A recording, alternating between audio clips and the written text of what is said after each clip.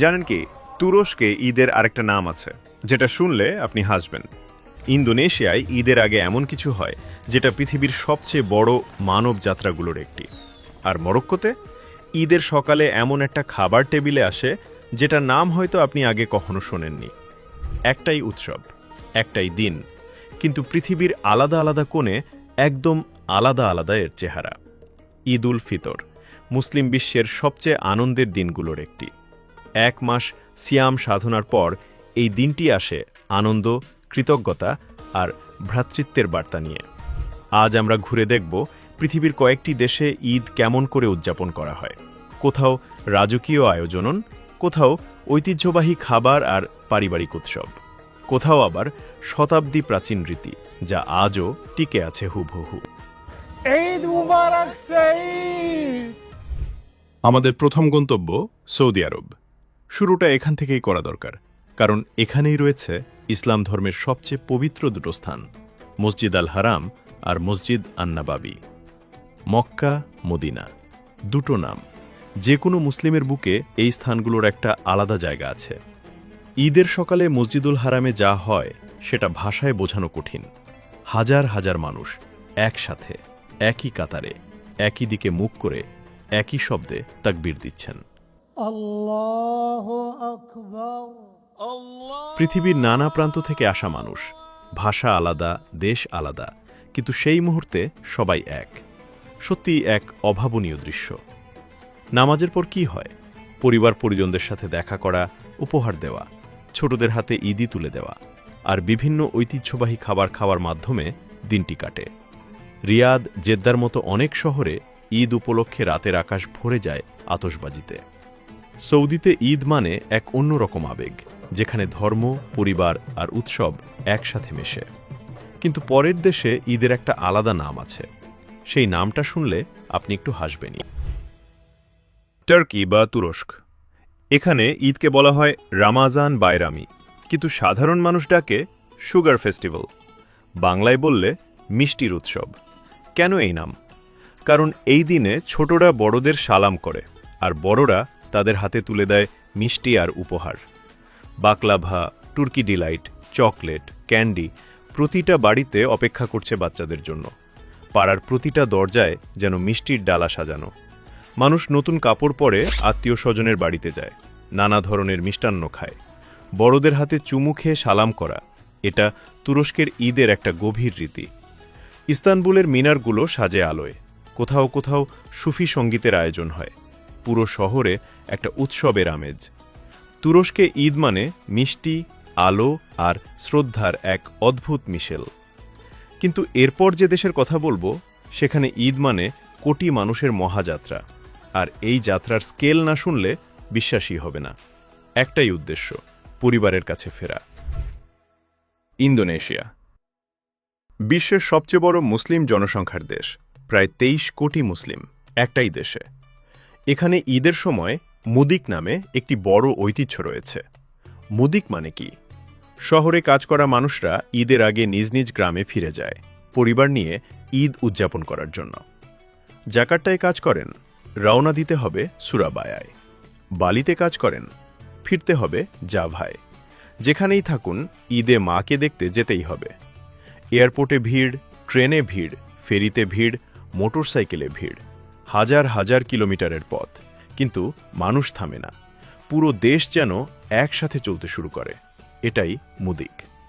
ঈদের দিনে তারা খায় বিশেষ খাবার, কেতুপাত, নারকেলের পাতায় মোড়ানো ভাত। দেখতে ছোট্ট, কিন্তু এটা শুধু খাবার না, এটা ইন্দোনেশিয়ার ঈদের পরিচয়। প্রতিটা পরিবারের টেবিলে এটা থাকবেই। ইন্দোনেশিয়ায় ঈদ শুধু উৎসব না, এটা পুরো জাতির একটা আবেগ, একটা টান, যেটা কোটি মানুষকে ঘরে ফিরিয়ে আনে।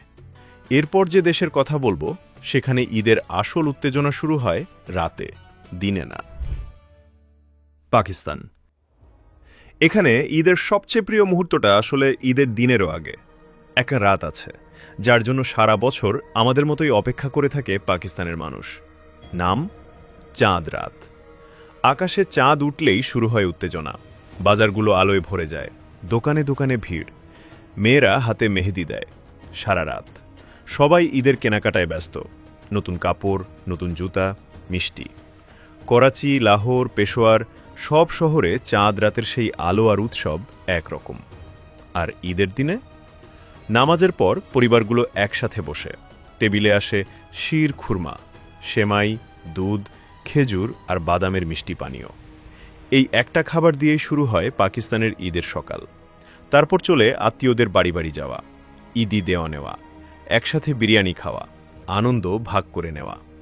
পাকিস্তানে ঈদ মানে চাঁদ রাতের আলো, শির খুরমার মিষ্টি গন্ধ আর পরিবারের উষ্ণতা, সব একসাথে। এবার আসি আমাদের প্রতিবেশী দেশ ভারতে। ভারতে প্রায় ২০ কোটির বেশি মুসলিম, আর ঈদের দিনে এই বিশাল জনগোষ্ঠী একসাথে রাস্তায় নামলে যা হয় সেটা একটা অন্যরকম দৃশ্য। এখানে ঈদের দিন বড় বড় মসজিদে হাজার হাজার মানুষ একসাথে নামাজ আদায় করেন। বিশেষ করে দিল্লির জামা মসজিদে ঈদের নামাজ দেখতে অসাধারণ লাগে। শত শত বছরের পুরনো এই মসজিদে সেদিন মানুষে মানুষে ভরে যায় পুরো চত্বর। ভেতরে জায়গা নেই, বাইরে রাস্তায় যায় নামাজ বিছানো। নামাজের পর সবাই একে অপরকে জড়িয়ে ধরে ঈদ মুবারক বলে শুভেচ্ছা জানায়। চেনা অচেনা সবাই সেদিন আপনজন। রাস্তায় সেওয়াই, বিরিয়ানি, কোরমার গন্ধ। পুরো পাড়া যেন একটা বড় পরিবার হয়ে যায়। হিন্দু প্রতিবেশীরাও আসেন ঈদের খাবার খেতে। এটা ভারতের ঈদের একটা সুন্দর দিক। ভারতে ঈদ মানে লক্ষ কণ্ঠে একসাথে বলা ঈদ মোবারক। এর পরের দেশটা একদম আলাদা। এখানে ঈদের পোশাক, খাবার, পরিবার সব মিলিয়ে এক অন্যরকম উৎসব। তাদের পোশাক থেকে শুরু করে খাবার সবকিছুতেই একটা আলাদা রুচি। মরক্কো। এখানে ঈদ উল ফিতর উদযাপন হয় খুবই আনন্দ ও ঐতিহ্যের সাথে। রমজান শেষে চাঁদ দেখা গেলেই পুরো দেশে ঈদের আমেজ শুরু হয়ে যায়। বাজারগুলো ভরে ওঠে নতুন কাপড়, মিষ্টি আর বিশেষ খাবারের প্রস্তুতিতে। রাস্তায় রাস্তায় সাজসজ্জা, মানুষের মুখে হাসি। ঈদের সকালে মানুষ খুব ভোরে ঘুম থেকে উঠে গোসল করে, নতুন বা পরিষ্কার কাপড় পরে বের হয় নামাজে। অনেকেই বড় মসজিদে যান, অনেকে আবার খোলা মাঠে একসাথে নামাজ পড়েন। মরক্কোর খোলা মাঠে হাজারো মানুষের নামাজের দৃশ্য এটা নিজেই একটা অভিজ্ঞতা। নামাজের পর সবাই একে অপরকে ঈদ মুবারক বলে শুভেচ্ছা জানায়, আলিঙ্গন করে। পরিচিত অপরিচিত সবাই। খাবারের টেবিল এটাই মরক্কোর ঈদের সবচেয়ে বড় আকর্ষণ। ঈদের সকালে অনেক পরিবার খায় মুসেমেন, এক ধরনের পাতলা তেলে ভাজা রুটি, আর বাগরির, মরক্কান প্যানকেক। এগুলো পরিবেশন করা হয় মধু আর মাখনের সাথে। পাশে থাকে নানা ধরনের মিষ্টি আর পেস্ট্রি। সকালের নাস্তাটাই হয়ে ওঠে একটা ছোট উৎসব। এরপর শুরু হয় আত্মীয়দের বাড়ি যাওয়া। মরক্কোতে এটা শুধু শিষ্টাচার না, এটা বাধ্যতামূলক আবেগ। সবাই একে অপরের বাড়িতে গিয়ে শুভেচ্ছা জানায়, একসাথে খাওয়া দাওয়া করে গল্প আড্ডায় সময় কাটায়। ছোটদের হাতে দেওয়া হয় উপহার বা কিছু টাকা। আর পোশাক, মরক্কোর ঈদের পোশাক একটা আলাদা পরিচয় বহন করে। পুরুষরা পরেন জেল্লাবা, লম্বা ঢিলেঢালা ঐতিহ্যবাহী পোশাক। নারীরা পরেন সুন্দর কাফতান, রঙিন নকশাদার শতাব্দী প্রাচীন ঐতিহ্যের প্রতীক। শহরের রাস্তায় বের হলে মনে হবে যেন একটা জীবন্ত ঐতিহাসিক উৎসবের মধ্যে ঢুকে পড়েছেন। সব মিলিয়ে মরক্কোর ঈদ হল পরিবার, ঐতিহ্য, সুস্বাদু খাবার আর একে অপরের সাথে আনন্দ ভাগ করে নেওয়ার এক সুন্দর উৎসব। দেশ আলাদা, ভাষা আলাদা, খাবার আলাদা, পোশাক আলাদা, কিন্তু একটা জিনিস সবখানে এক।